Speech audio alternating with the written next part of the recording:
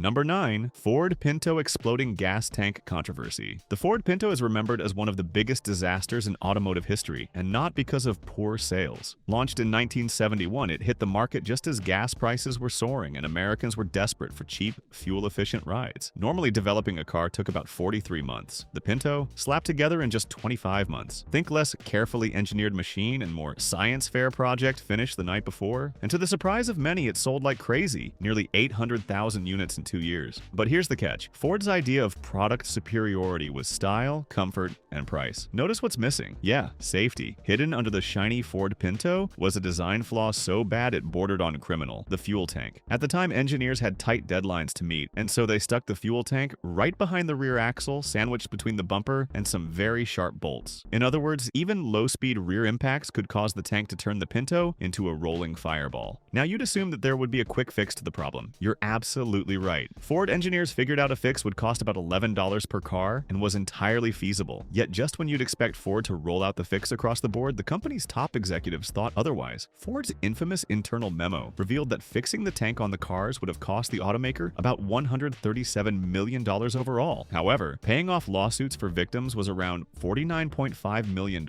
And with that, the darkest math of capitalism was solved. Ford chose to pay legal settlements instead. In the end, the fuel tank's faulty design led to an estimated 500 to 900 deaths. The most notorious case was the tragedy of the Ulrich family. Their 1973 Pinto was hit from behind, erupted into flames, and claimed the lives of 3 teenage girls. By 1978, the NHTSA forced a massive recall of 1.5 million Pintos, and Ford's reputation went up in flames with them. Number 8. Uber's self-driving car fatal accident. In 2018, Uber was chasing the future. Forget taxis, forget drivers. They wanted fleets of self-driving cars buzzing around like robotic chauffeurs. But that dream came crashing down when one of their autonomous test vehicles struck and killed a pedestrian in Tempe, Arizona. It was the first recorded death involving a self-driving car, and it sent shockwaves through the entire industry. On March 18, 2018, Uber's Volvo XC90 test car had a human safety driver behind the wheel. In theory, they were supposed to take over if something went wrong. In practice, the driver was distracted, streaming a show called The Voice on platform Hulu at the time of collision. To make matters worse, the car's sensors actually detected the pedestrian, but failed to classify her correctly. At first, it mistook it for an object, then a vehicle, then a bicycle, changing its mind every split second. By the time it realized, oh wait, that's a person, it was too late. What's shocking is that investigators found Uber had disabled Volvo's built-in emergency braking system because it interfered with their own software. They also turned off the car's ability to make quick decisions to avoid false alarms. The fallout was immediate. Uber suspended all self-driving car testing, and Arizona banned the program. Though Uber was not criminally responsible for the crash, the backup driver was charged with negligent homicide and sentenced to 3 years probation. Number 7. General Motors ignition switch disaster. What if we tell you that General Motors decided saving 57 cents per vehicle was more important than saving lives? This is the story of the GM ignition switch disaster. Between 2001 and 2014, millions of GM cars were built with ignition switches so weak that just a heavy keychain or even a bump on a rough could knock it out of the run position. The car didn't just stall, it shut everything down. Power steering? Gone. Brakes? Good luck. Airbags? Forget about it. Basically, your car transformed into a silent coffin on wheels. And the worst part is that the GM knew about it all along. Engineers flagged the defect as early as 2001, but fixing the part would have cost about 57 cents per car. Believe it or not, GM decided that this amount was an unacceptable cost increase. Nevertheless, engineers were able to approve a redesigned switch to tackle the problem. But then something strange happened. They never changed the part number of the switch. In simple words, the old and new switches were mixed together, making it nearly impossible to trace which cars had the fix. It looked less like oversight and more like cover-up. The result of this corporate hide-and-seek was tragic. At least 124 deaths and hundreds of injuries were linked to the defect. Families kept reporting mysterious stalls and non-deploying airbags, and GM's response was basically, "Are you sure you weren't just driving wrong?" However, the scandal finally blew up wide open in 2014. GM was forced to recall 2.6 million vehicles, and their CEO Mary Barra got grilled in front of Congress like a cheap burger before the Department of Justice slapped the automaker with a $900 million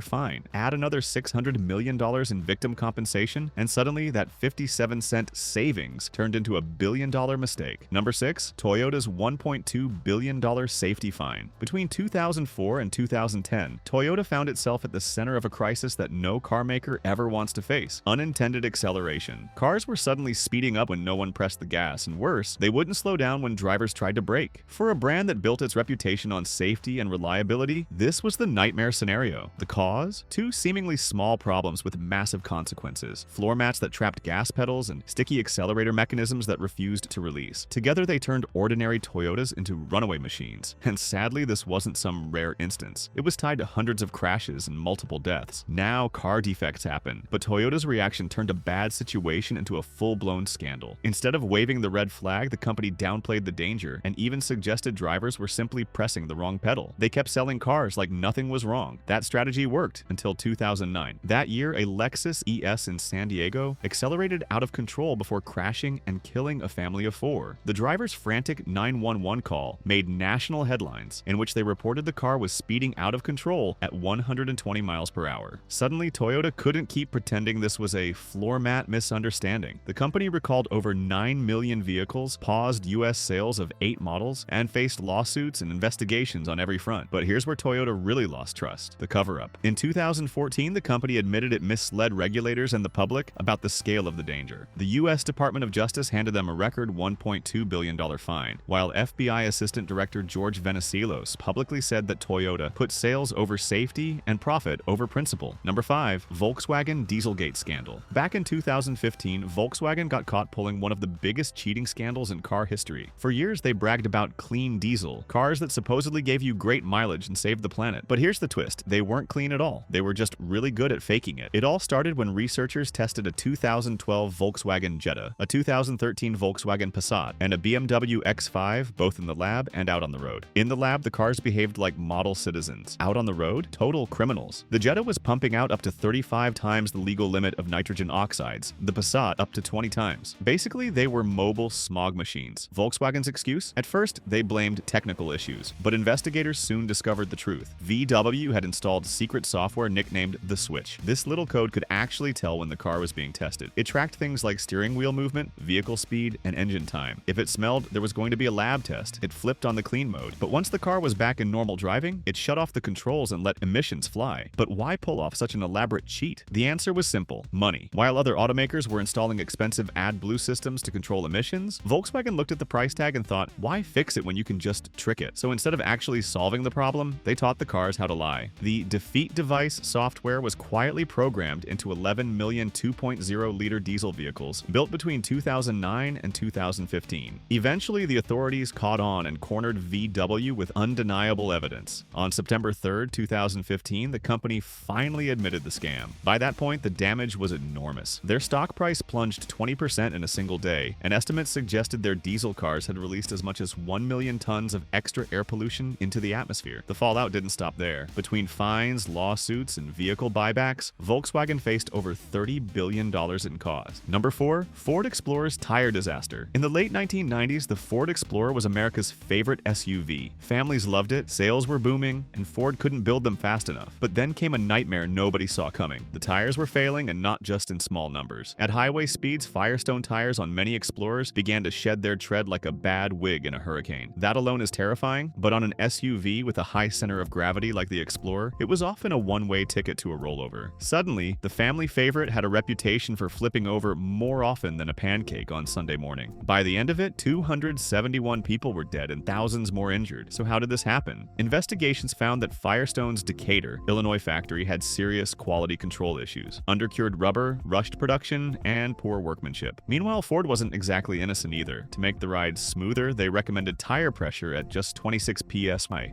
Great for comfort, terrible for survival. Low pressure heated the tires up, making them even more likely to fail. By 2000, the crisis was too big to hide. Firestone was forced into a massive recall of 14.4 million tires, one of the largest in U.S. history. Ford and Firestone's century-long partnership fell apart almost overnight, with both sides blaming each other. The fallout was massive. Firestone's reputation never recovered. Ford spent years trying to convince people the Explorer wasn't cursed, and Congress passed the Tread Act to force automakers to report safety safety defects faster. Before we reveal the final 3, make sure to leave a like and share your thoughts on the biggest car mistake we've mentioned so far. Number 3, Takata airbags recall crisis. What if we told you the safety feature meant to save your life could actually explode like a grenade in your face? We're talking about the Takata airbag crisis, often called the biggest, ugliest, most dangerous recall in automotive history. The root cause of this problem came down to good old chemistry. Takata decided to use ammonium nitrate, yes, the same unstable stuff used in mining explosives, to inflate airbags. It was cheaper and compact, which made automakers happy. But there was a catch. Over time, heat and humidity caused the chemical to destabilize. Instead of a controlled puff of gas, the airbags could detonate, shooting shrapnel from the airbag housing straight into drivers and passengers. Here's the kicker. Takata knew about it but remained silent. As far back as the year 2000, tests showed their inflators weren't meeting safety specs and could rupture. Instead of admitting it, Takata submitted false reports to automakers to hide the problem. In 2004, engineers even ran secret tests, found ruptures, and were allegedly told to destroy the evidence. But Takata wasn't the only bad actor here. Court documents later revealed that major automakers, Honda, Toyota, Ford, GM, Nissan, BMW, Fiat Chrysler, Mercedes-Benz, and more, also had warnings about ruptures. Some even saw failures in their own testing labs. So did they rush to fix the problem and protect drivers? Not exactly. The airbags were cheap, and cheap meant bigger profits. And when it all blew up, literally, the scale was staggering. More than 67 million airbags in 42 million cars recalled, at least 27 confirmed deaths and hundreds of injuries worldwide. Regulators eventually hit Takata with a $1 billion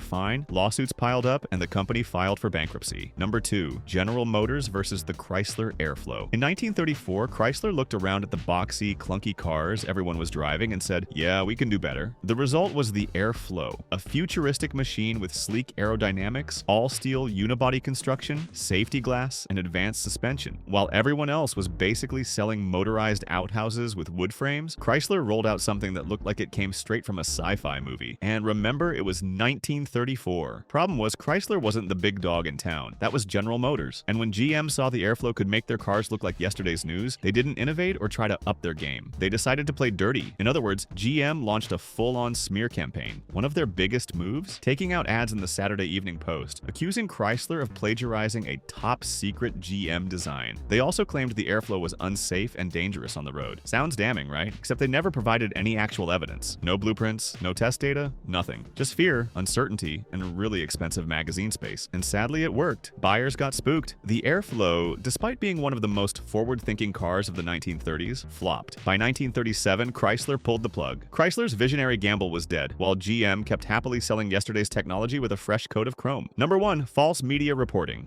In the 1980s, Audi was finally starting to win over American drivers. The Audi 5000 looked sharp, handled great, and was positioned as a serious alternative to BMWs and Mercedes. But in 1986, one TV segment turned all that promise into a nightmare. CBS's 60 Minutes ran a now infamous report claiming the Audi 5000 had a deadly flaw: sudden, unintended acceleration. The footage was really terrifying for anyone who owned the 5000 or was thinking about buying one. That's because it showed an Audi 5000 sitting in a driveway, and without anyone touching the gas pedal, it suddenly lurched forward like it was possessed. However, there was just one tiny detail left out. The TV crew had rigged the car. They had secretly modified the transmission to force the car forward. The runaway Audi wasn't proof of bad engineering, it was proof of bad journalism. But by the time the truth came out, the public was already convinced Audi had built a death machine. The NHTSA eventually cleared Audi in 1989, finding no mechanical defects. Most of the accidents came down to something far less sinister: drivers mistaking the gas pedal for the brake. But facts didn't matter. The damage was done. From 74,000 cars sold in 1984, Audi's numbers cratered to just 12,000 by 1991. Dealers shut down, resale values tanked, and the brand nearly vanished from the US market. But Audi didn't give up. Over the following decades, it rebuilt its reputation with hits like the A4 and Quattro all-wheel drive. We hope you enjoyed this video. Here's another one you'll love. As always, thanks for watching.